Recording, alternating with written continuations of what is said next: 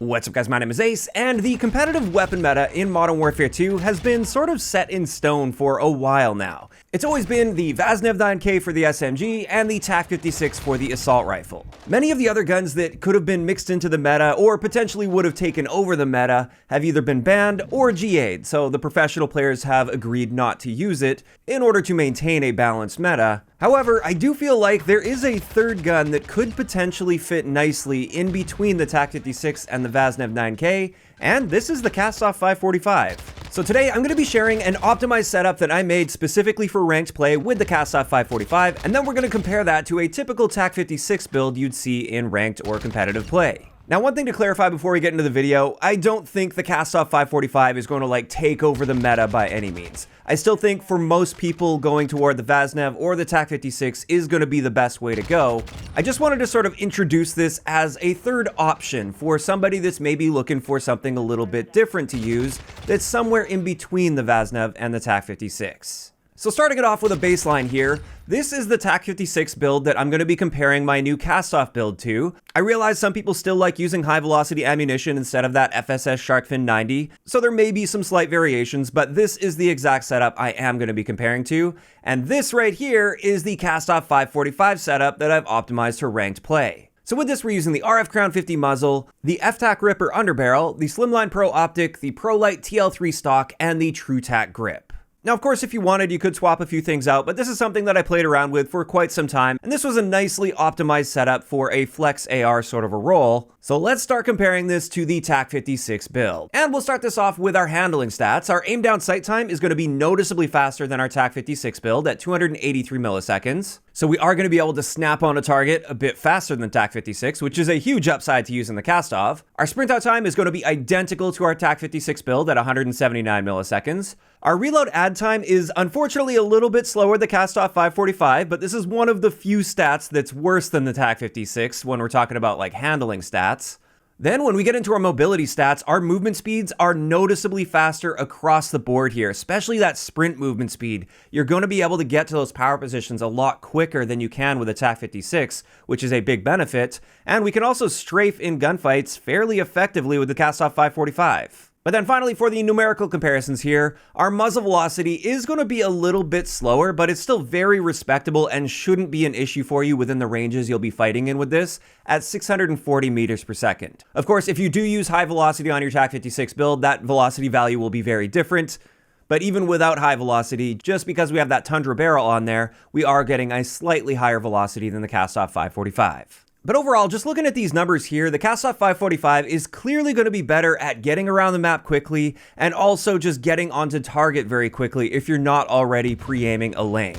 But what about our raw power or killing potential with this gun compared to the TAQ-56? Well, let's have a look at a range and time to kill comparison here. And as we can see with both the TAQ-56 and the Kastov 545 builds, they're both going to have a 3-shot kill potential in their maximum damage range. However, it's worth noting that the Kastov 545 has a slightly higher fire rate, and therefore you get a slightly better time to kill, although I would say that difference is fairly negligible. But a really big thing with the Kastov 545 is you only need 2 upper torso shots mixed in with another shot anywhere in the body in order to maintain that 3-shot kill, whereas with the TAQ-56, it's less forgiving here. You have to hit every bullet to the upper torso, or you have to mix in head or neck shots in order to maintain a 3-shot kill. The moment you shoot somebody in the stomach or the arm, you're now dropping off to a 4-shot kill. So at least within the Kastov 545's maximum damage range, it's clearly superior to the TAQ-56. However, when we get beyond that, this is where the TAQ-56 does often take over, because our damage ranges are simply longer with this TAQ-56 setup.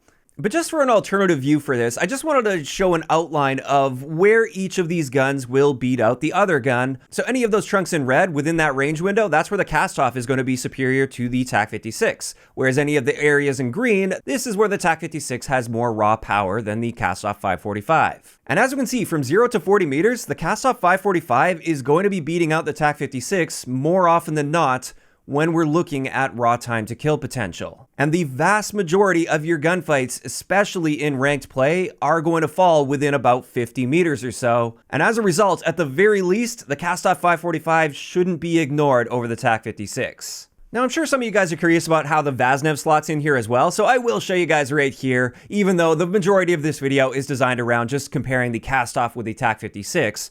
But as you can see, from 0 to 10 meters, this is where the Vaznev will dominate both of these guns. And as a result, if we are slotting that Kastov 545 into the meta in between the Vaznev and the TAQ-56, it looks like it's really going to be excelling the most between about 10 meters and 25 meters. And that's a pretty common range window for gunfights in this game. Now, of course, that's just looking at the raw killing potential, and that's assuming that we're hitting every single shot on target. Of course, we also have to factor in recoil, though, to see how easy it is to be landing those shots consistently, because you can have a great time to kill, but if you can't land your bullets, you'll technically end up killing way slower than a more accurate gun. So here is the side-by-side comparison with the TAQ-56 build that I had, and as we can see, clearly the TAQ-56 is the more accurate option overall. It kicks mainly straight upwards, especially for the first like 20 shots fired, and generally speaking, you're not firing more than 20 shots all at once without stopping.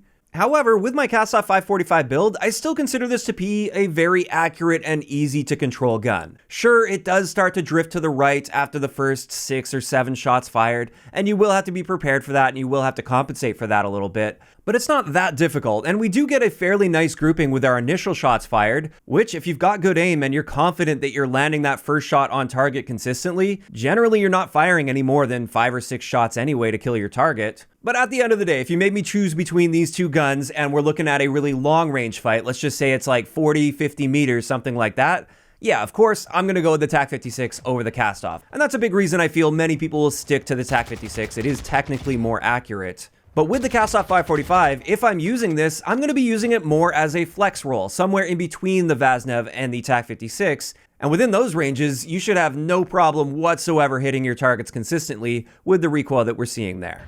And with that, there's just one last thing I wanted to discuss when we're talking about this comparison between the Kastov and the TAQ-56, and this is our rate of fire. I did mention earlier, our rate of fire is slightly faster with the Kastov 545, and that will very slightly improve our time to kill, but more importantly, having that slightly faster fire rates just means more forgiveness for missed shots as well. As much as many of us don't like to admit it, we're not as good as the pros. We're not hitting every single bullet all the time. There's gonna be some missed shots in a lot of gunfights you find yourself in. And when you have a faster rate of fire, that just means for every missed shot, your next bullet is coming out a little bit sooner. And that does make the Kastov also a bit more forgiving than the TAQ-56. And with all of this combined, I really do think the Kastov 545 is absolutely viable as a flex AR to fit in between the TAQ-56 and the Vaznev. And if you're looking for that sort of in-between gun, I definitely recommend giving this setup a shot and just see how you feel about it. Maybe you'll end up really enjoying this and it'll just suit you better than the other two meta guns. Now, of course, after seeing this comparison, I'm really curious to hear from you guys in those comments down below. What do you think about the Kastov 545 in ranked play for Modern Warfare 2? Do you think it has a place? Do you see yourself ever using this now? Or are you just going to be sticking to the big two? If you enjoyed the video, a like rating is always appreciated. And don't forget to subscribe for more if you haven't already. I'll talk to you guys next time.